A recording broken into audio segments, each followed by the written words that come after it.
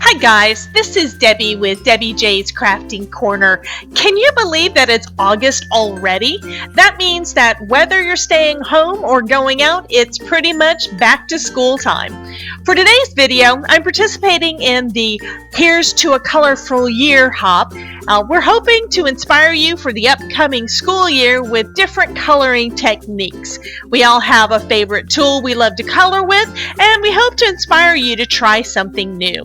At the top of the description box, you'll find a link to the next person in the lineup. I encourage you to take time to watch all the hop videos because we all loved your comments and your thumbs up. If you aren't already a subscriber, I hope you consider subscribing and click on the little bell so you won't miss any of my uploads.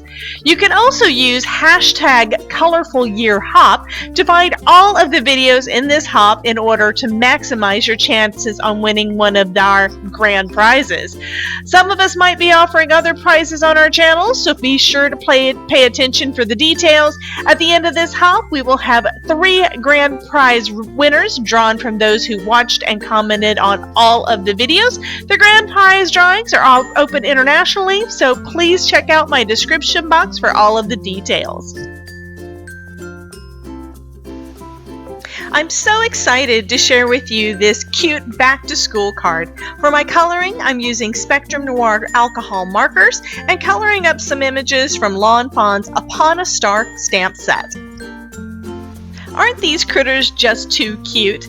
I stamped out the bunnies and foxes using the Sizzix Stamper's Secret Weapon, a stamp block, and Memento Tuxedo Black ink onto a panel of Neenah Solar White. I let the stamp rest on each stamp to give it time to transfer, and they came out perfect. I really should use this thick foam mat more often when stamping.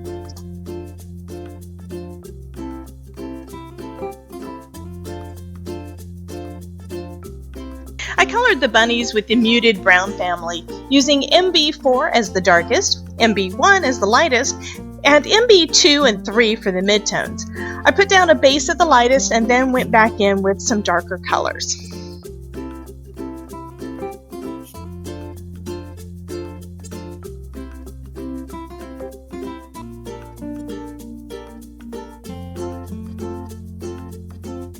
For their little fluffy tails, I used a IG1 and a blender to add a little bit of color. Sometimes I'm just not satisfied with my coloring, so I kept going back and adding just a little bit more.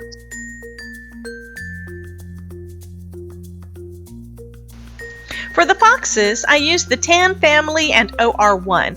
First I put down a base of TN1, then added shadows with TN3, blended those out with TN2, and then for the final step I'm adding OR1. Now I've never tried this color combination before, but I think it worked out perfect. These little foxes are just adorable.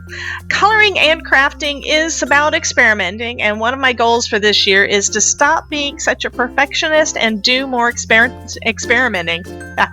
You never know what amazing art you'll create.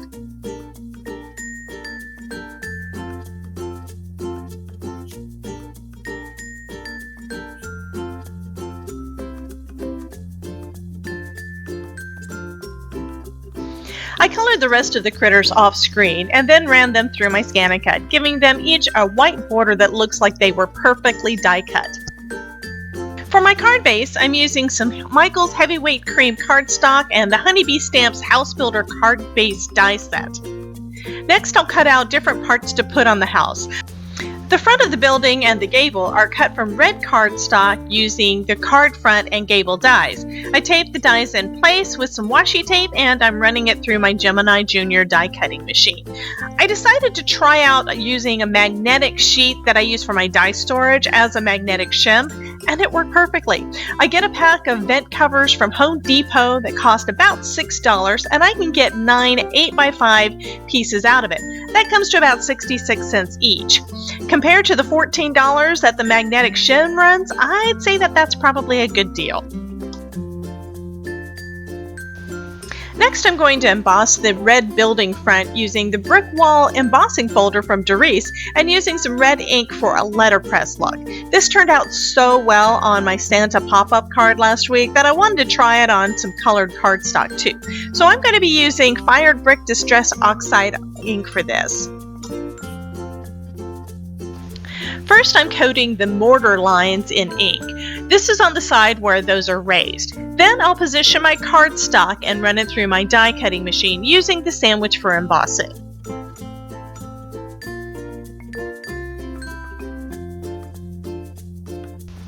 At this point, I wasn't sure if inking the panel actually made any difference.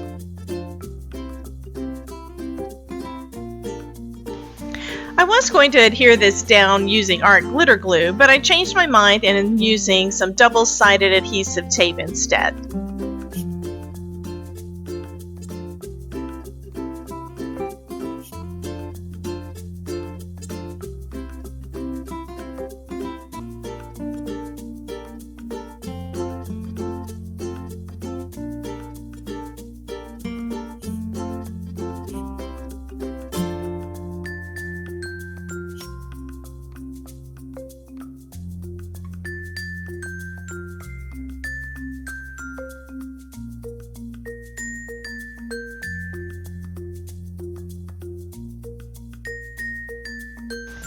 Now on to the roof.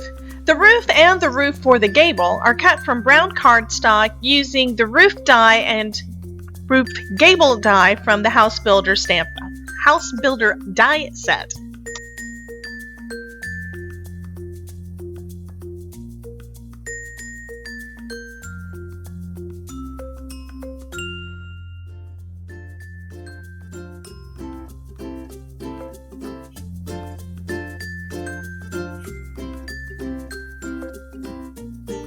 Next, I'm using a die from the Haunted House add-on to cut a window in the gable and to cut the door. I'm also cutting a couple of windows out from the House Builder set.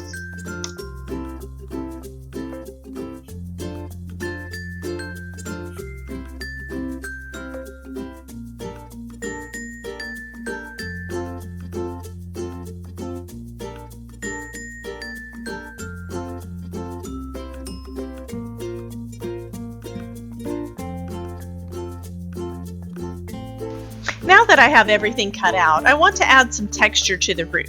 So I'm running the roof die cut through my die cut machine with the Doris stripe embossing folder. The edges weren't embossing quite right, so I ran it through with a metal shim a couple of times, and that may have been a little too much pressure on the center because it ripped.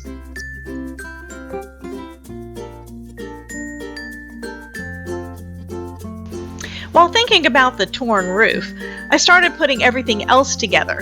I backed the gable window with some white cardstock.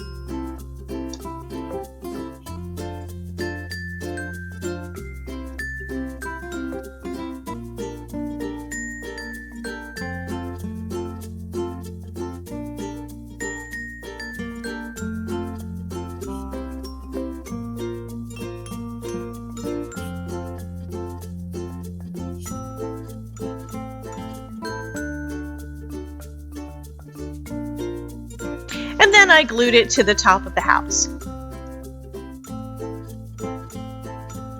So to fix the torn roof, it's art glitter glue to the rescue. I covered the back of the roof panel in art glitter glue and just glued it in place. No one will know that I messed up.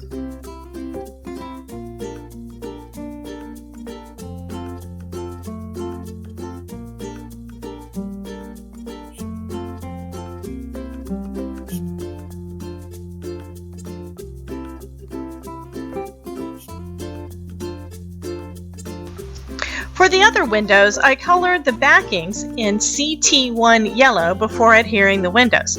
Now, at this point, I could tell that my light wasn't going to last. You can see the shadows moving around on my desk. So in a minute, I get up to change the lighting and I lose all of the next video. I did go ahead and add all of those cute little critters to the front of the card and added a couple of little signs on there. One says school and the other says welcome back. Thank you for joining us for the Heroes to a Colorful School Year Hop. I encourage you to visit all the other crafters in the hop because I know they will have a lot of inspirational projects for you to see. I would also love to see what you create, so come and share your creations over on my Facebook group at Crafting with Debbie. Here are some other videos that you may be interested in. Thanks again for dropping by, and remember, if I can make it, you can too.